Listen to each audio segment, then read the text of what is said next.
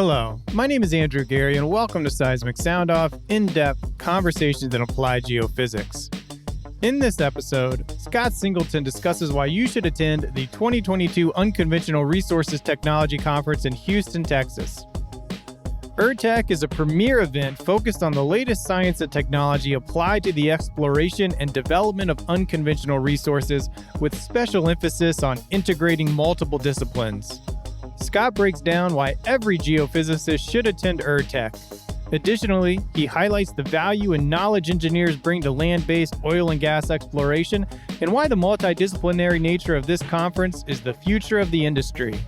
To learn more and to register for the conference, visit URTeC.org. Geospace Technologies sponsor this episode. For decades, Geospace has delivered robust data acquisition systems of all scales. Geospace's PRM solutions were the first to provide a 4D understanding of marine reservoirs.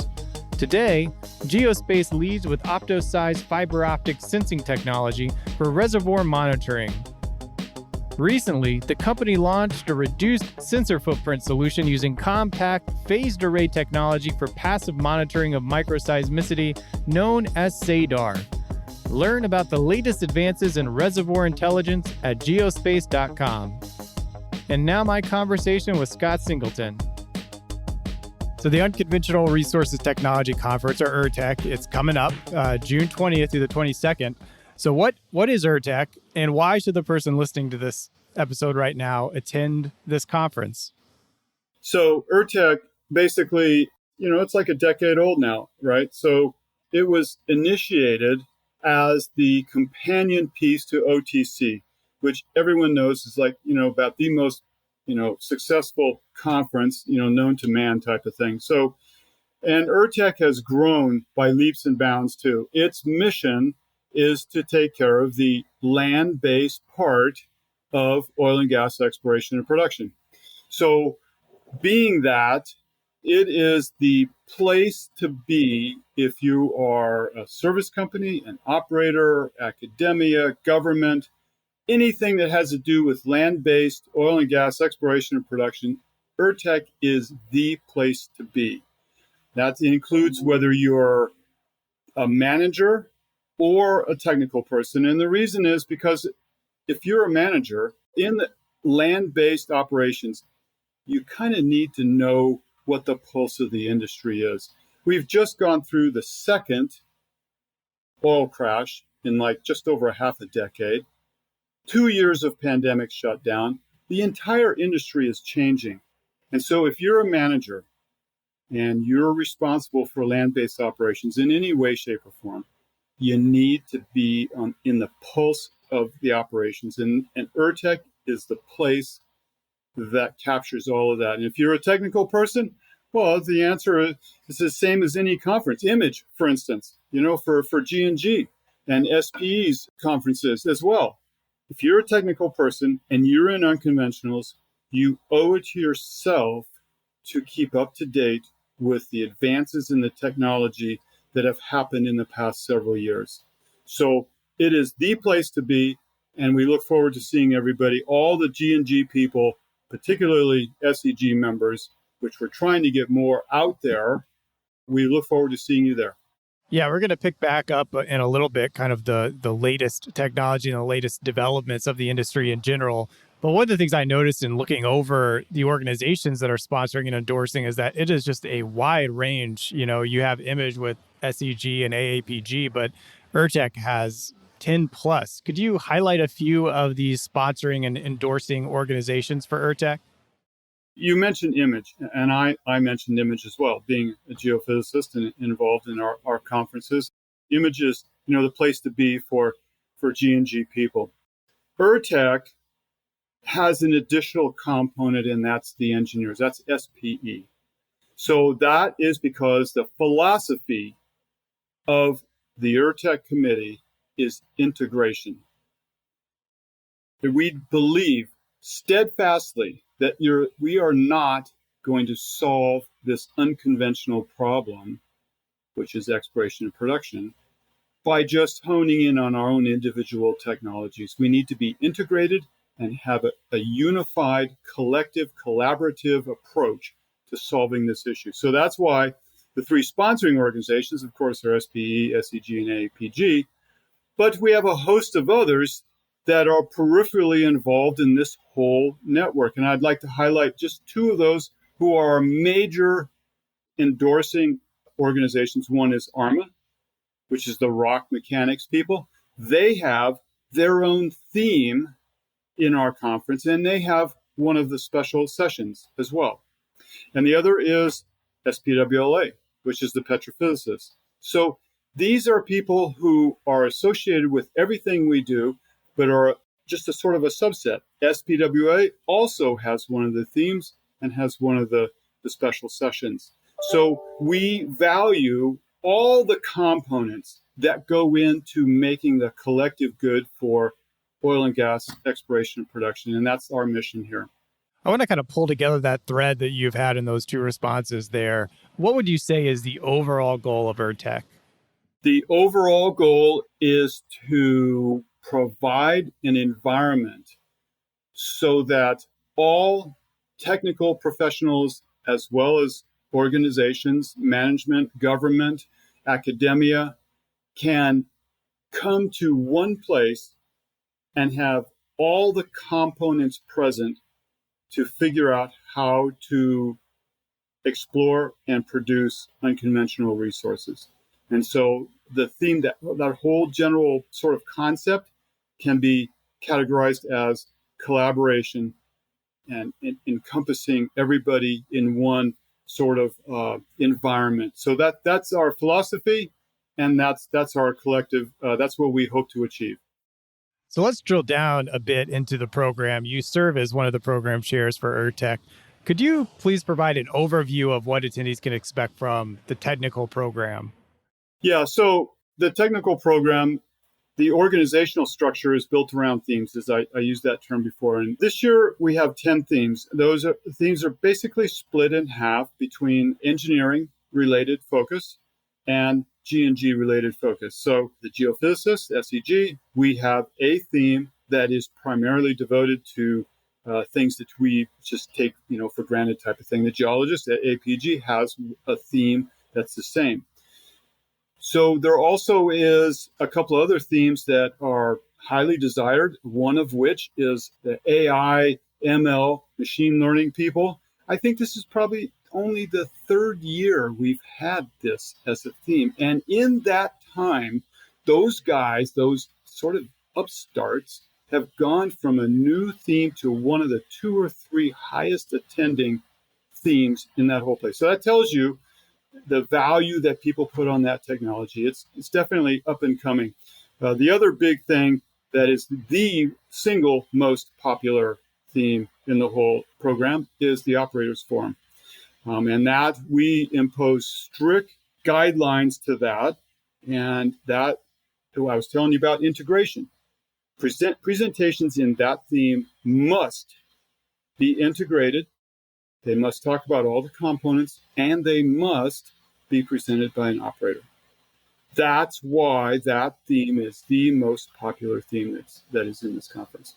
Yeah, it's such a unique opportunity to have so many. I mean, you could really get such a wide swath of the industry in this one place with so many different themes, so many different organizations. You can really kind of jump into the deep end in any way you want. But, not surprisingly, there's also a major exhibition hall. It's going to feature 138 companies, organizations, and educational institutions. You mentioned academia earlier. This even reaches out to them. So how does URTeC, for helping people who maybe never attended URTeC, compare to the exhibition hall for image? So the exhibition hall is the same as you would see at image, except it's not as big. Probably about half to 3/4 of the size of image.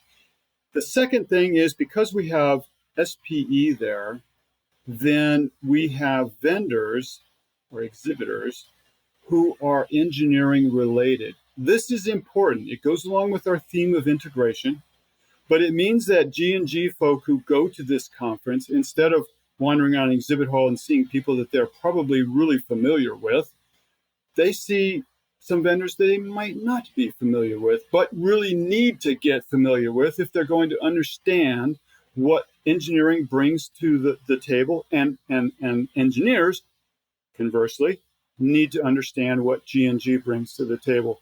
So this is the difference, the similarities and the difference in the exhibit hall, yes. What are the most common questions you get about URTeC? Okay, so to answer that question, I have to go a little bit into the uncomfortable realm. And the reason is, if I were to be honest, the mantra that you hear in unconventionals is that it's becoming just a production play. It's a factory production play. And it's like, who needs subsurface? Well, all of us subsurface people are like up in arms about all that. And I mean, I've been like, pounding on the podium forever, as have a number of other people, that we as geoscientists need to stand up and demonstrate the value that we bring to these operations. It is not just a uniform mud rock, layer 100 foot thick for like 100 miles. That just doesn't happen. So we have to bring our value to the table. So the question that I hear is, why should I go? I'm a geophysicist. Geophysicists were preferentially laid off in the last downturn, and a lot of them have left the industry. So why should I bother? Well, you should bother because we still have a role to play. As everybody who's listening to this knows, employment has picked up considerably, and we're reaching probably 70, 80% of the levels that we were before the last downturn. And so this means that in that interim couple-year period where many of us sat on the sidelines, we can't afford to try to re-enter the marketplace not knowing what has happened in the past 2 years. You owe it to yourself and your professional career to go to a place like this, URTeC, where you get all these different exposures and figure out what the pulse of the industry is now, what companies are talking about, what technologies they want their workers, their new workers, to know how to perform. You owe it to yourself and your career to do that. So I know I do that, and I'm already in an advanced stage of my career. I, technically speaking, shouldn't have to do that, but I do that anyway because you never stop learning. So that's my answer to that question. And lastly here, just kind of summing up this conversation in one or two sentences, what would you like to say to someone looking to attend or on the fence to attend URTeC? Well, what I would say to a question like that is I would put on my mentor hat and I would say to people, look, guys, with oil the way it is now, natural gas the way it is right now, both at stellar high prices. These prices are not going to last, right? There's going to be a crash. But so what we need to do is leverage our expertise now, make a difference in the industry, basically make hay while the sun shines. That's that kind of phrase.